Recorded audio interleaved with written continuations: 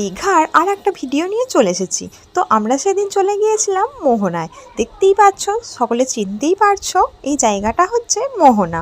তাড়াতাড়ি উঠে ভোর ভোর উঠে সকালবেলা এরকম একটা মনোরম আবহাওয়া, ও তার সঙ্গে সমুদ্র, কি দারুণই না লাগে, তাই না? আর এই সমুদ্র পাড়ে এসে নিজেকে তো একদম মাতাল মাতাল লাগছিল। আচ্ছা, এবার বলো তো, তোমরা দীঘার কতবার গেছো? আমি তো এটা নিয়ে মাত্র 2বার গেলাম, হাতে গোনা। জানো, আগের বার যখন দীঘা এসেছিলাম তখন অনেকগুলো স্টার ফিশ পেয়েছিলাম, কিন্তু এবারে একটাও স্টার ফিশ আর পাওয়া হয়নি। জানো, তোমাদের সঙ্গে একটা গল্প শেয়ার করি, মানে এটা কিন্তু সত্যি কথাই। তো এই ড্রেসটা যেটা আমি পরেছি সেটা আমি 2-3 বছর আগে কিনে রেখেছিলাম। ভেবেছিলাম যখন আমি সমুদ্রের ধারে বেড়াতে যাব তখন পরবো। তো এত বছর পর ড্রেসটা পরছি।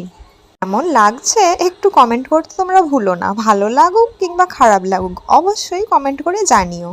কথাটা তোমাদের সঙ্গে শেয়ার না করে থাকতে পারলাম না, কি করব, বলেই ফেললাম। দীঘাতে গেলে এই জিনিসগুলো তো অবশ্যই আমার ভীষণ পরিমাণে চোখে পড়ে। এরকম শাকগুলো আমার খুবই চোখে লাগে। প্রকৃতির এত সুন্দর সৃষ্টি দেখলে সত্যি মন মুগ্ধ হয়ে যায়, তাই না?